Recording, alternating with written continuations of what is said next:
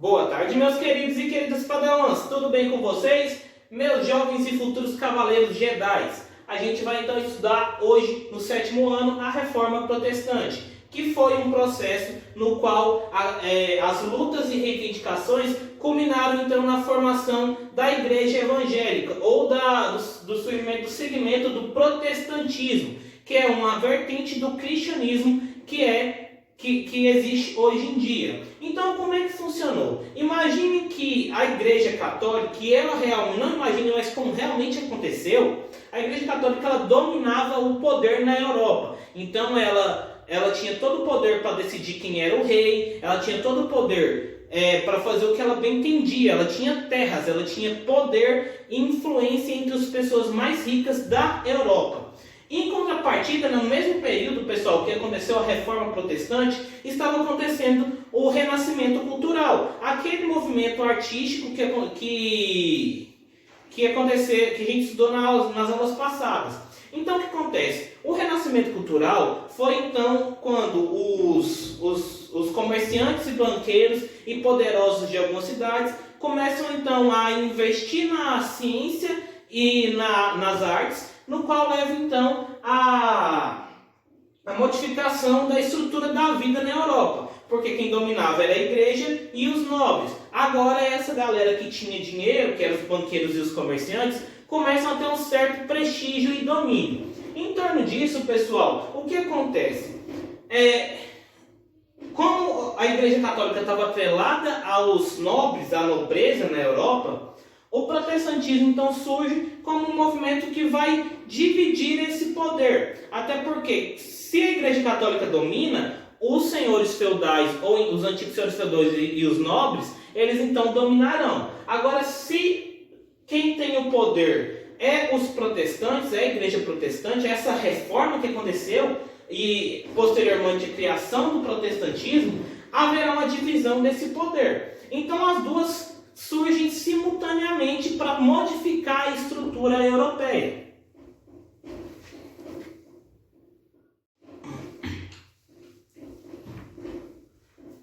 Tiveram-se vários motivos para essa reforma protestante, pessoal. Eu elenquei 3 aqui no quadro, mas também falaremos de mais alguns. Primeiro, o poder universal do Papa. Naquele período, pessoal, como a Igreja Católica tinha muito poder e ela estava mancomunada com a nobreza, então o Papa tinha terras, os bispos tinham terras e eles tinham prestígio com aqueles que dominavam toda a região. Então, o que acontece? O Papa, então, tinha poder para fazer acordos com qualquer pessoa. Até eles poderiam fazer acordos de paz. Tanto é que, vários anos depois, no período onde que foi assinado o Tratado de Tordesilhas, quem assinou e quem deu aval foi o Papa na época, através de uma bula papal. Então, essa bula papal era um documento no qual esses países que eram católicos deveriam, então, seguir essa lei. O segundo motivo, corrupção e despreparo do clero. Pessoal, vamos ter uma ideia aqui, ó. A ideia era de que cada um poderia então ser um desses bispos ou padres. Porém, contudo, entretanto, isso não ocorria. Normalmente, quem tinha acesso a ser padre naquela época, a ser um bispo, eram então aqueles que vinham da nobreza. Então, normalmente, aquela pessoa que vinha da nobreza, ele pegava esse cargo, ele fazia parte da igreja. E não é só isso, esse despreparo do clero está muito ligado com a corrupção. Pessoas que não estudavam, que não faziam o processo de comungar realmente a religião católica, então era dado esse cargo e ele era totalmente despreparado para fazer o processo de formação daquela pessoa, de formação dos que seguiam a Igreja Católica. E por fim, a venda de indulgência e de relíquias santas. A Igreja Católica, pessoal, então teve que se adaptar ao contexto de venda ou de arrecadação de dinheiro. No período medieval, ela tinha terra, então essa terra ela supria suas necessidades. Porém, agora a lógica é outra, depois do Renascimento Cultural. Esse Renascimento trouxe então o contexto do dinheiro, do comércio. Então, o que a Igreja Católica vai fazer para conseguir se alavancar no poder novamente? Ela vai começar então a vender indulgências. O que é vender indulgências? É o seguinte, a Igreja Católica então, para que ela conseguisse captar dinheiro, ela então vendia lugares no céu. Não só no céu, mas como absolvição na hora do purgatório. Normalmente na Igreja Católica, a pessoa fica mais ou menos 1000 anos no purgatório. Então essa pessoa que era parente dela viva, desse o dinheiro para a igreja, essa pessoa então ia diretamente para o céu ou ia mais rápido para o céu.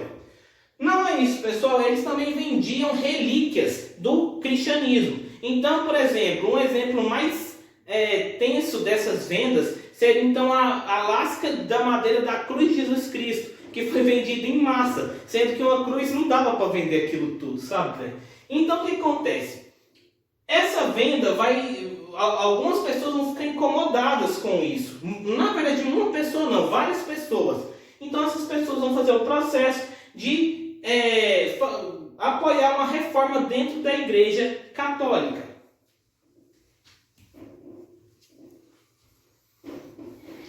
Porém, não só esses 3 motivos foram o que levou à reforma. Como eu já vinha dizendo, como comerciantes e banqueiros eles estavam com poder, eles tinham poder aquisitivo, eles também queriam fugir desse domínio da igreja. A Igreja Católica fazia regras que não eram boas para essas pessoas que estavam ganhando dinheiro. Então o que eles vão fazer? Eles vão se apoiar na reforma. Essa reforma não era para acabar ou fazer uma nova vertente do cristianismo. Ela era para fazer reformas na Igreja Católica. Porém, o Papa e as autoridades da Igreja Católica não aceitaram e isso levou ao surgimento do protestantismo. Ok?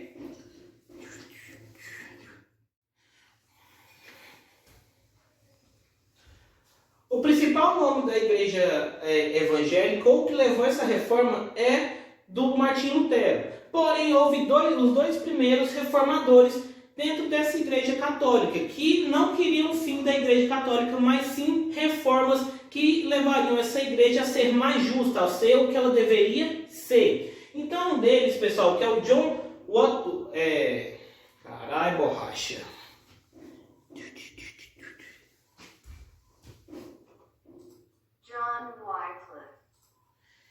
Então, um deles, o John Wycliffe, ele então era um inglês que ele estudou teologia na faculdade de Oxford, e a partir disso ele viu que a Igreja Católica estava fazendo algumas coisas que não deveriam fazer. Em torno disso, ele então propõe mudanças, no qual ele era contra o acúmulo de riqueza dos bispos e dos papas, e ele também era contra, pessoal, o despreparo desses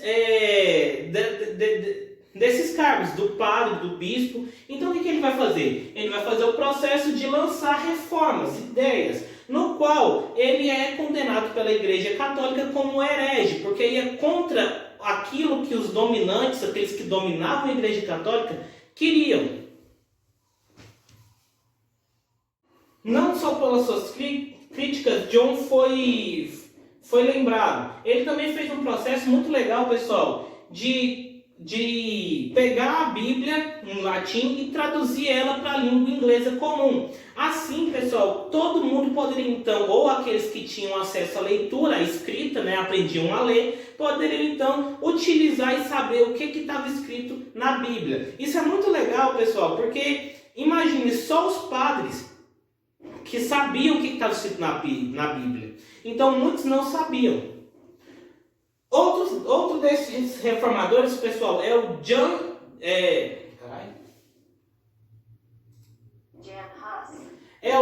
Hus. Jan Hus, pessoal, ele era um tcheco, então ele vivia lá na região central da Europa. Ele, pessoal, foi importantíssimo para aquele povo. Ele também era professor na cidade de Praga e ele era um ótimo teólogo e discursava muito bem. Em torno disso, pessoal, ele começou a fazer os seus sermões, a fazer as suas orações e pregar para a população daquela região na língua tcheca. Isso ia contra as diretrizes da Igreja Católica, que as missas deveriam ser feitas em latim. Em torno disso, ele também era contra o luxo dos bispos e do Papa, do clero total que a igreja tinha, o poder total que a igreja tinha.